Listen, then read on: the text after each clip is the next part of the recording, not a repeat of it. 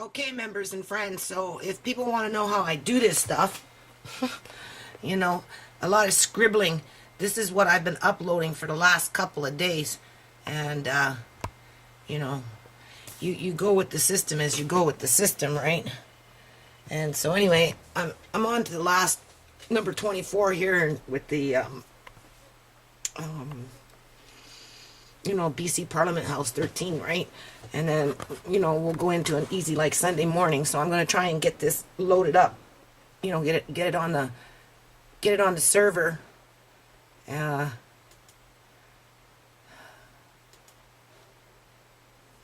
this one's still got about 72 minutes. This is number 23. And then if I can, but this computer gives me, you know, I have to take this computer and I'm only using temporarily because I'm under pressure, right?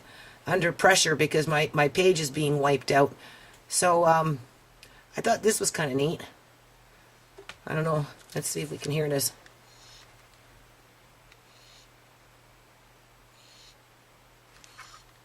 There. There we go. These are barn owls. It's late. This is my quiet time, remember? 3:39 a.m. There's my salt rock. I have one up on the fridge, but I want a different color. This one's still going over there. All right. And so let's see what we're going to do. We're going to go into my channel. Hold on.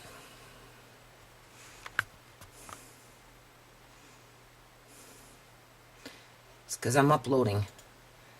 Stuff gets hijacked. All right. And then we're going to, what we're going to do here is we're going to change this. We're going to go into rain dance. Okay.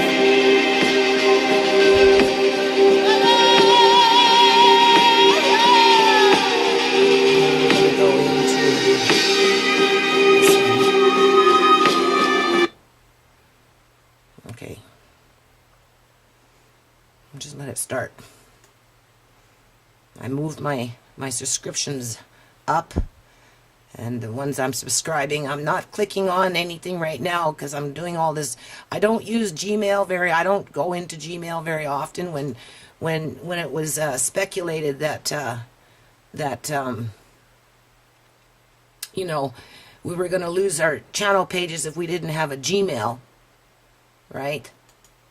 Then you know, I got the Gmail just to be sure that, you know, the page didn't get deleted, right? Nope. You know, I was going to skip the ad here. It never used to have an ad, you know, but I'm finding that things, you know, you see a video a year ago there was, you know, a video that had no ad, and you know, when you run in a you know, a string of video song after every song, right? I really like this song too. This is a very nice song. I like him better with the headphones, so we're just going to turn it down so I don't have to yell. It's quiet today now. It's nighttime, right? The kids are finally in bed. So that is our background, okay? So it's right here's the title.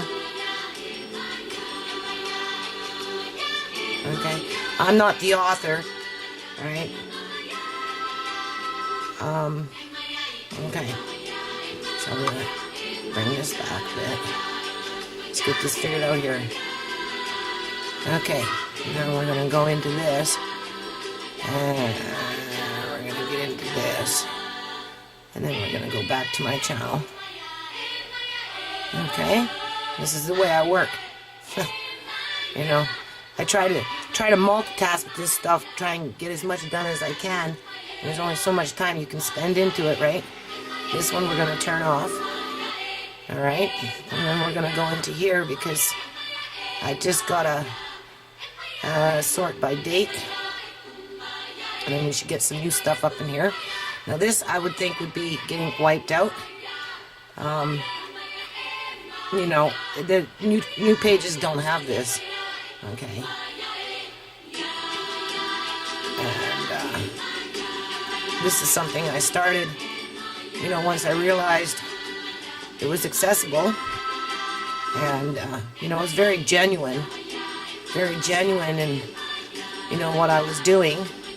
And, you know, was even willing to dig into the pocket and, you know, cough up a couple $1,000s, you know, and ship it off to Detroit there and purchase a piece of property and you know, try and find a caretaker to look after it.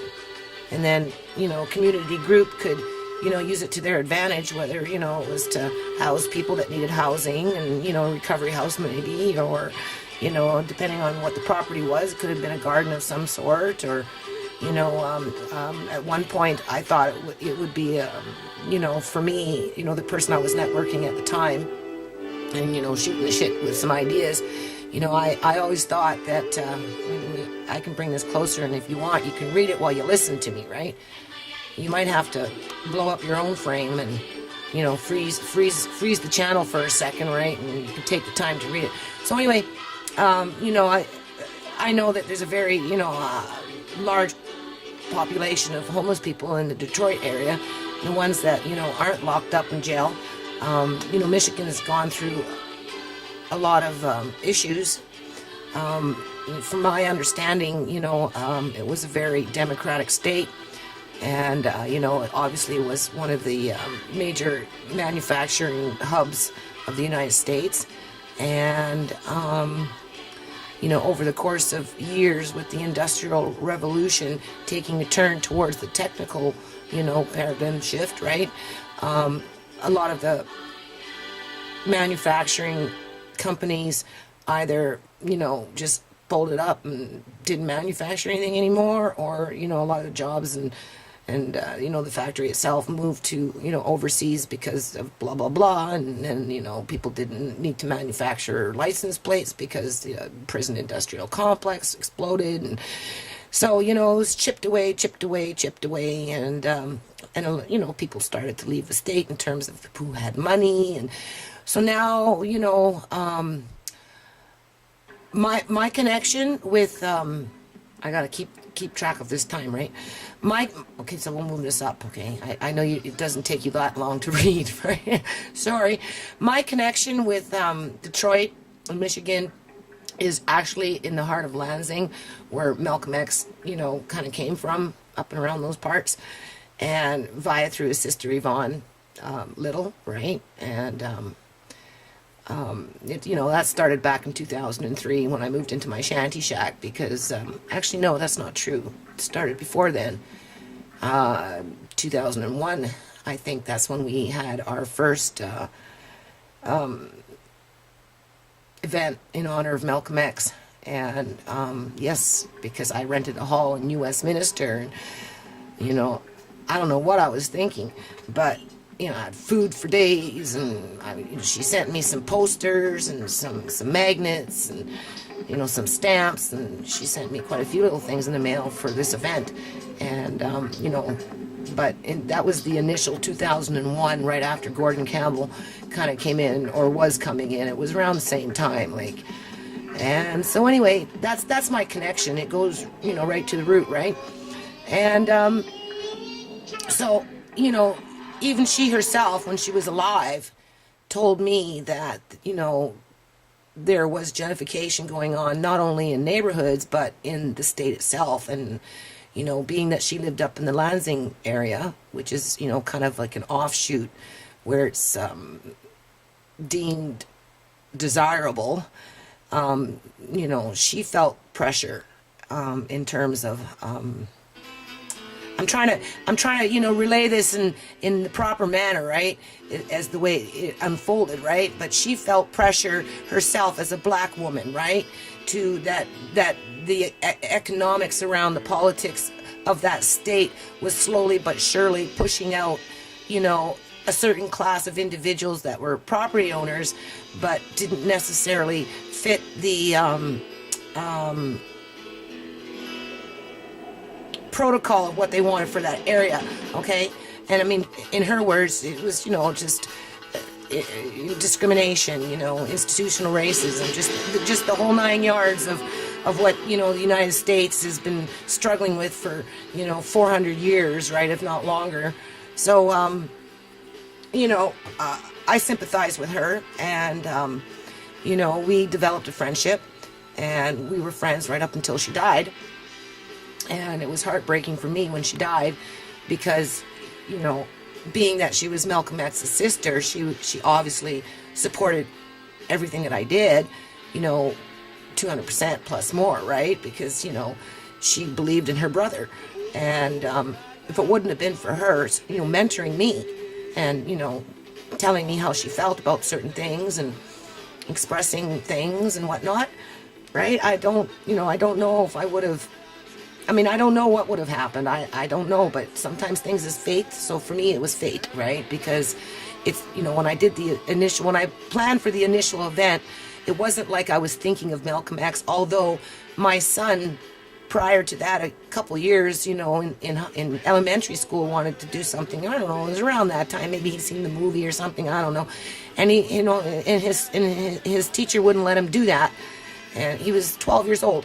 And so, you know, I ended up pulling him out of school, right? Because they wanted to dub him as, you know, blah, blah, blah. And where, you know, he was just frustrated because, you know, he was, you know, coming into, you know, manhood, right? 12, 13, 14, boys are starting to think for themselves. And, you know, he couldn't understand why he wasn't allowed to write about Malcolm X, but he was allowed to write about Martin Luther King. So anyway, so when I came along to do my event, and I was talking to some people, you know, at that time, of course, trying to network, you know, on the Universal School Meal Program, that type of thing. And this is my favorite list. I don't really put much in there, you know. I got a few things. This one is my favorite of all.